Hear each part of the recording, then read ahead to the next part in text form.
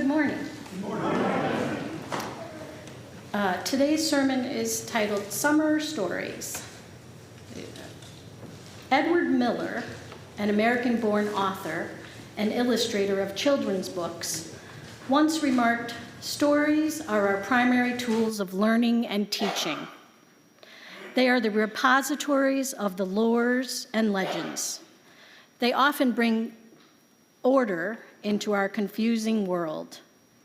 Think about how many times a day you use stories to pass on data, insight, and memories, or just give simple advice to your children, to your family, or friends.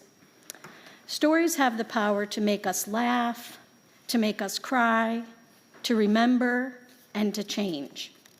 So it should not surprise us that God chose storytelling as one of the primary ways of revealing himself.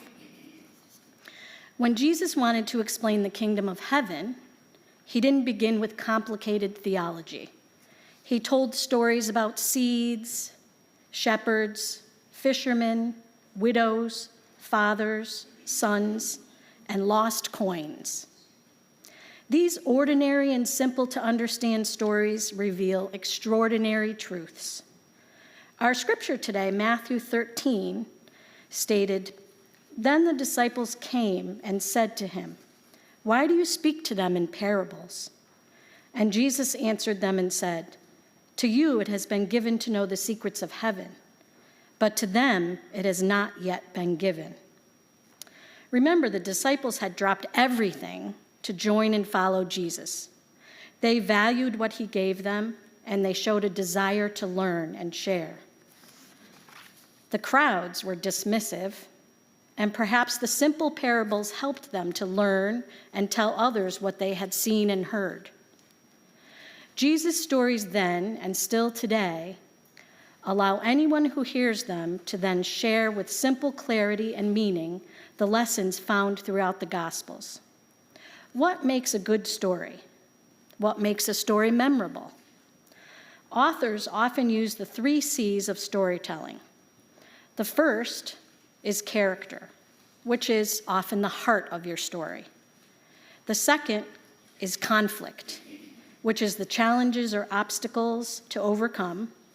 And the third is the conclusion, which is the resolution that brings everything together, providing a solution, how to overcome obstacles, or the ending.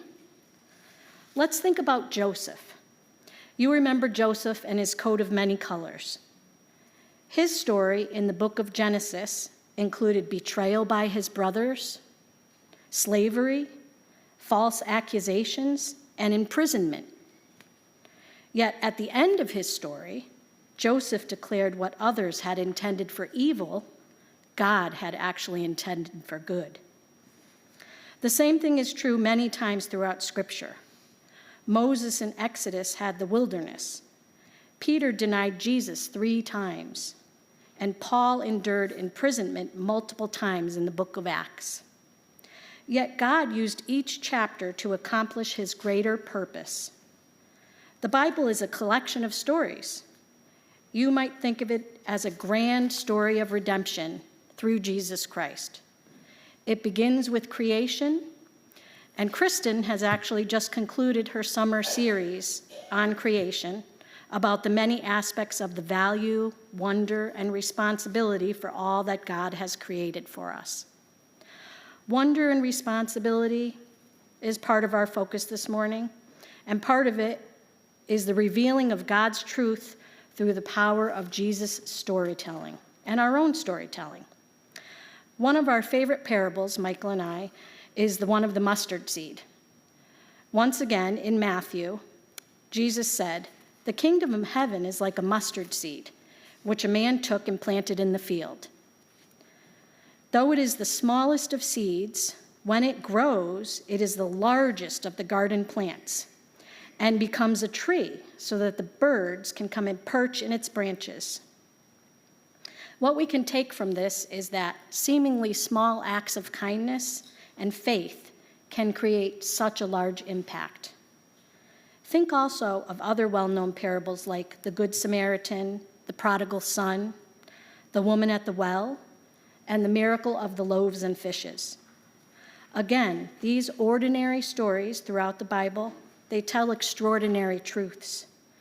Do you wonder how your personal story becomes part of God's larger story and helps you discover your true purpose?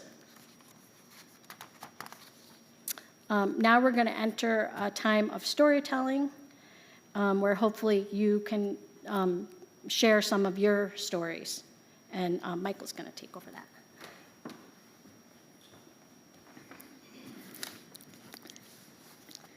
Okay, so let's see. So we've listened to Jill's overview of Jesus' storytelling, and we do believe, and we hope that you do too, that everyone not only has a story, but that it can and should be shared. And many Christians believe that they don't have an important testimony because their lives aren't dramatic enough. Some may think, well, I've never been in prison. I've never been addicted. I've never had to endure some grave hardship. Maybe I just don't have enough of some extraordinary story. But every person who has encountered Jesus in their life, and even if they didn't know it then, came to realize later what the impact of a particular event or sequence of events was, has a testimony. So we all have something to share. And your story may be one of quiet faithfulness, prayer for others. Perhaps you have witnessed or heard someone else's story and relayed that to others, or kept it in your heart and gone to it in a time of need.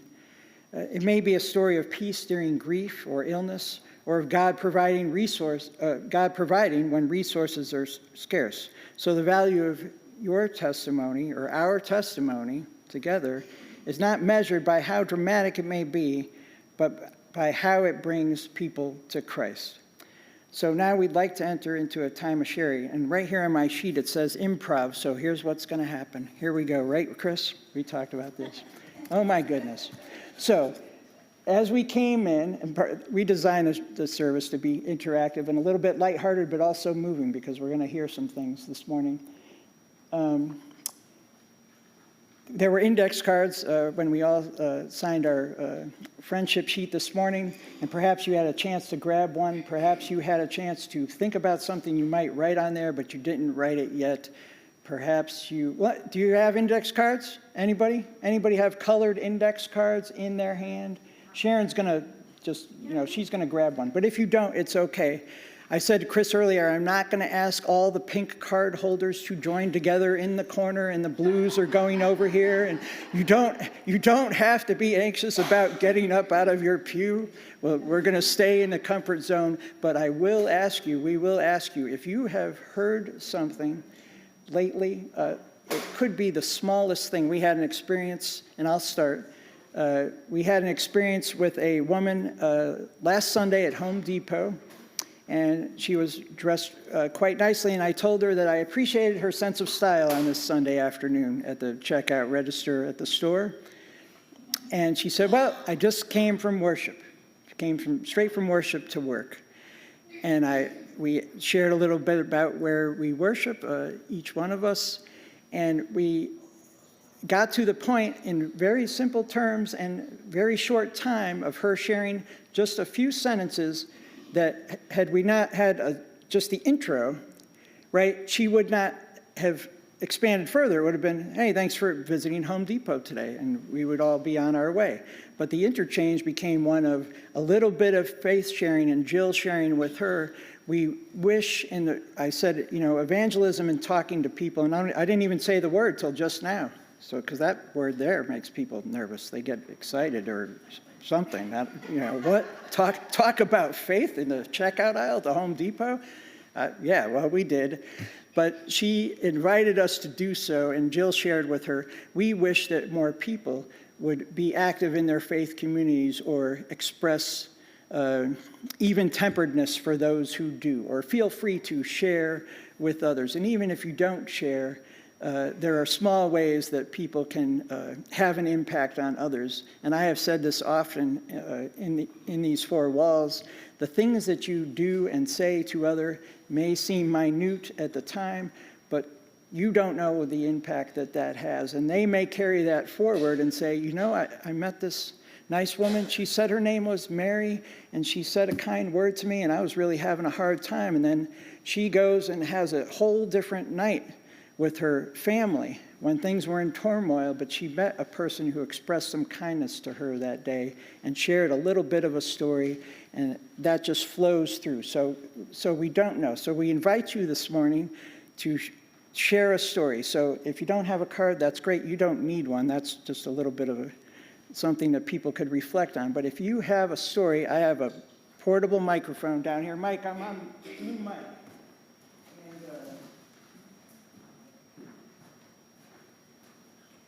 I'm going to use blue or white. Which, Michael? I have blue. How's that? It's live. It's hot. It's ready. It's ready for people like, oh, hold on. It's ready for my plant over here in pew number 5. Oh, Mary's going to go. Okay. We have a taker. I'm not going to stand up. Oh, you don't have to. Yesterday, I was going into the library, and this flock of perfectly V'd geese came so close to me that I was in the shadow of these geese. And all I could think of is Psalm 91 that says, "Under the shadow of your wings is where I find my peace." And I just knew God was telling me, I got you. You're safe. You're under my wings no matter what happens. It was an amazing moment. You had to be there. Yeah.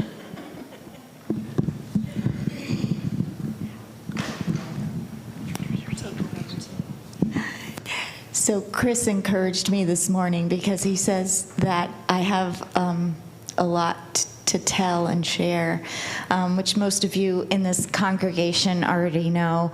Our journey has not always been easy, and especially with the loss of our daughter and going through Les's stage 4 cancer. But the blessing out of all of this, and Kristen always says in worship, remember to listen to God's still speaking voice. And Leslie and I feel that love and God's still speaking voice every time Chris sends a card. Or recently, Les's brother is also going through a very rough time with his cancer journey. And the recent passing of my dad. And I was at my dad's the whole entire day, going through all the things, and just, before I came home, I was praying so hard in the car and asking God, please just help me, lift me, hold me. And I returned home, and there on the counter was the prettiest little ceramic angel that had been left at my house anonymously by someone on our porch. I said, Les, I thought he got it. And he said, no. He said, I came home and it was on the porch waiting for you, apparently when you got home. So I just try to remember every day, just like Kristen says, just listen to God's still speaking voice. And it's just those little things like the birds or an angel or a card from someone in church. And we are reminded every day of how wonderful God's love is through our church family. How was that?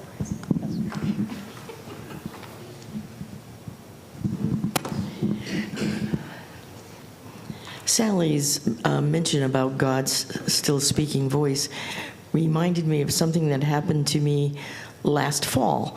And because sometimes I think God's still speaking voice, he needs to shout at me to be heard.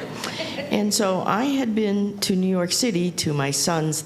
They invited me, my son and daughter-in-law, to go to a Broadway play, out to dinner a whole weekend. It was wonderful. I was very tired at the end of the weekend. I came back on the train, and when you come into New Haven, you get off at the platform. If you're like me, you take the elevator, then you've got to walk up a tunnel, take another elevator to get out. Okay, so I've got my purse, which is always heavier than I think it should be, my cane, and my suitcase. And I'm pulling it along, And it looks to me like I'm the only one in the tunnel at that point, because other people walk faster than I do. So I thought I was the only one there. And I am walking, and I'm thinking, I got to get there because the Uber will only wait a certain amount of time. I got to hustle. But I also thought, I got to stop and rest because I'm really tired. And then I hear this voice saying, wait, I'm coming. And I'm thinking, what the heck is that? I'm the only one in this tunnel. Who can be shouting at me? So I start walking, and the voice says louder, wait, I'm coming.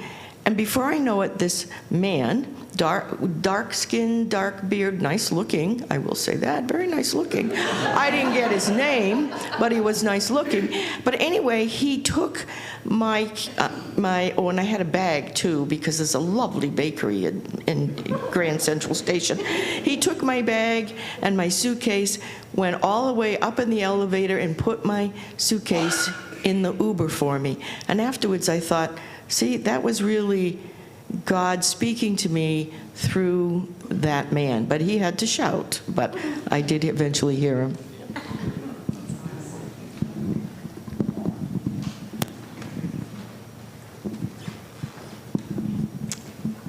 Every few months, Donna, Sue King, Cheryl and I work at the soup kitchen, or the Meals for Neighbors.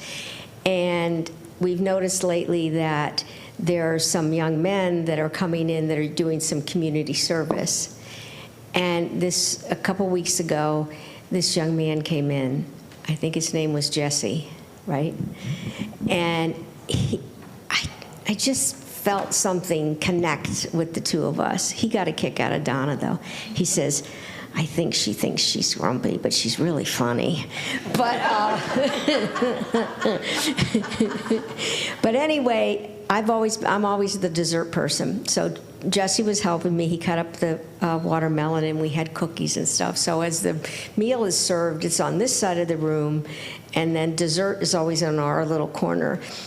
And it was his first day there, and he was just amazed at how wonderful the people were, and how thankful they were to receive the food that we had to give them. But as we talked, he just shared with me some of his family problems, and that he only had 12 hours of community service to serve, but he was going to do this, and but in the end, I shook his hand and I said, it was so nice meeting you. And he said, it was nice meeting you, but more so it was nice talking to you. And when I left there, I was like, okay, like Donna says, God is still speaking, but this been last month, and I still have Jesse in my prayers and my thoughts. Hi. I noticed on the sheet where you sign in, it said to think of any times where God has been in your life since last summer. Well, a year ago, this past summer, my husband and I, overnight, faced complete loss of all medical benefits and complete change of income. And I can say over the past year that God has been with us and with me every single step of the way, starting with a conversation on a hot August morning in the parking lot with a fellow church member who gave me a lot of wisdom to pass on to my husband that we have implemented over the year, and it just has helped to save us. Over the past year, there was not one day where we didn't have benefits. When I finally met an agent who will help us moving forward this past spring, and I explained to her we had to go on these benefits, and then income changes, we had to go on these benefits, and then we had to navigate and go back on these benefits, and I laid it all out to her, and I said, I'm so grateful to be sitting in your office, I could cry. And she looked at me, and she said, not many people would have been able to have navigated the system the way you did. And I just thought, that's God's wisdom just in my life. And 4th of July, my younger son and a friend of his decided to organize a family get together, and he wanted us to meet his friend's family. And he said, okay, you need to arrive at such and such a time, which was hours too soon. But the other family agreed to meet, let them plan it, and meet hours too soon. And I just thought, wow, God, your goodness is completely here and is going to fill this entire evening. The end of the evening, the new person I had met said, wow, I was really worried about having to get here so early, but it was wonderful. We had such a good time. And she said the time just flew by. God's goodness never, ever leaves me. Right until this past, I think my eye appointment was Thursday, I had a lot of concerns about my eyes and questions and benefits because, new type of benefits. I just thought, God, you've got this. Your wisdom, your intelligence, benefits, no problem. All my questions answered and then some.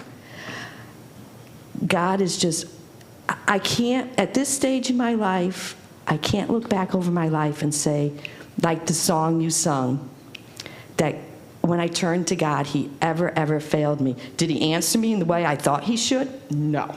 90% of the time, no. But it's always the right way. And so I'm just so grateful I found this church and this community where I feel so free to share. Thank you, Nadine. As most of you know, I love Disney World, and I go almost every chance I get. And this winter, my nephew and I were there, and he decided to go back to the room. I said, we've only been here for 2 hours. And he says, no, we have to go back to the room. So we got on the gondolas. And as we were waiting in line, there was one elderly woman standing there, and she looked panic-stricken. And I said, are you going on the gondola? She says, I have to. So I said, well, we'll share the car. So we got on the car, and we looked at each other, and she burst into tears. And her phone rang. It was her husband, and he has dementia, and they were there with their grandchildren. And she had to leave her 2 teenage grandchildren in the Magic Kingdom because her husband couldn't find his way to the gondola at the hotel. So I let her talk, and we talked to her, and Jason added his 2 cents worth.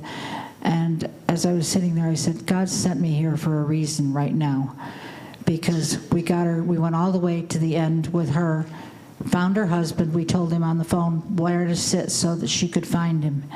And we got her on the gondola, and then we got on the other one and went back to our hotel. But I never would have guessed that one little moment meant so much to her. And she said to me, thank you so much. I said, God bless you. And I meant every word of it.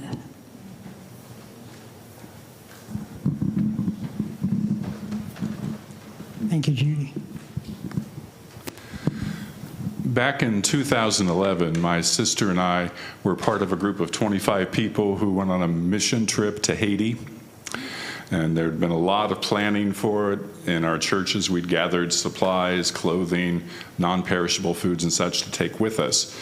When we landed in Haiti, I immediately felt like a stranger in a strange land. I felt sort of uncomfortable being there. I couldn't understand the language, didn't really know the culture and such. One of the things we had done before we went, they had approached me to ask if I would be a sponsor for a Haitian child. And that sounded like something I really wanted to do. The first day we were there, after we'd had a long day of working on building houses and such, the director came to me and said, I have some sad news for you. The little 3-year-old girl you were going to sponsor was eating a piece of fruit last fall, choked on a seed, and died. I didn't know exactly how to feel. I felt such extreme sadness in that situation. But I didn't want it to be about me. I felt for that family. And for the rest of that afternoon and into the evening, I was just kind of at a loss for how to feel. The place where we were staying, the dorm had a roof, sort of a patio. I'd never been up there before. But for some reason that evening, God directed me to go up there. My sister, this was her 6th trip to Haiti. Next to this patio on the roof was an open-walled church. And that night, the women of the mission trip and also the Haitian women of the village were having a church service. And they were talking about and sharing their memories of the year before, because in 2010, Haiti had a horrible, horrible earthquake. Hundreds of thousands of people died, and this in a country that already was suffering from extreme poverty. So as I sat in the dark up there on that roof, I suddenly heard my sister's voice. She was one of the people sharing her experiences from the year before because she was there when the earthquake hit. The walls of their compound came tumbling down. The people of Grand Guave, where they were, obviously were panicking.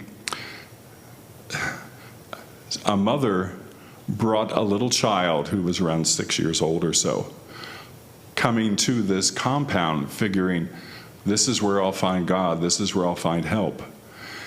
And when they saw my sister there, they handed her this little child and then ran away. And within moments, that child died in my sister's arms. And hearing her share that, it somehow gave me comfort. My sister always gives me comfort anyway. But it was one of those moments that I knew I was meant to be there to hear my sister sharing that. And I think that was one of the biggest God moments I'd ever had. And it reminded me that every day there are these glimmers, there are these God moments around us. Sometimes we're open to them, sometimes we're not, but they are there. Thank you, Tom.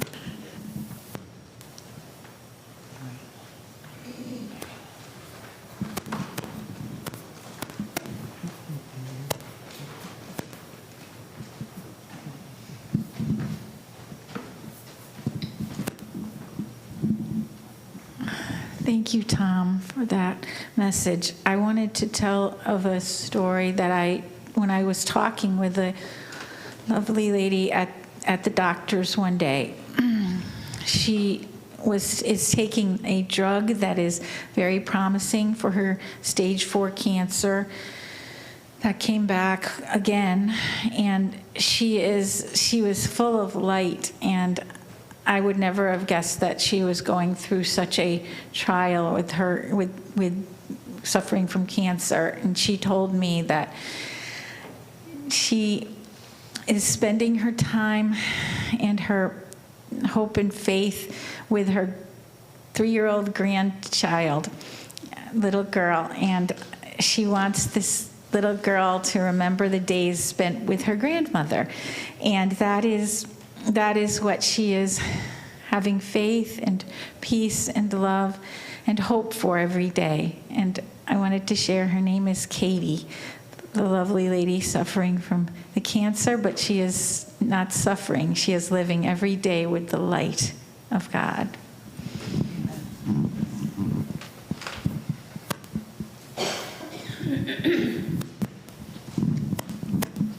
Well, in all those stories, we hear kind of what I was saying with my introduction.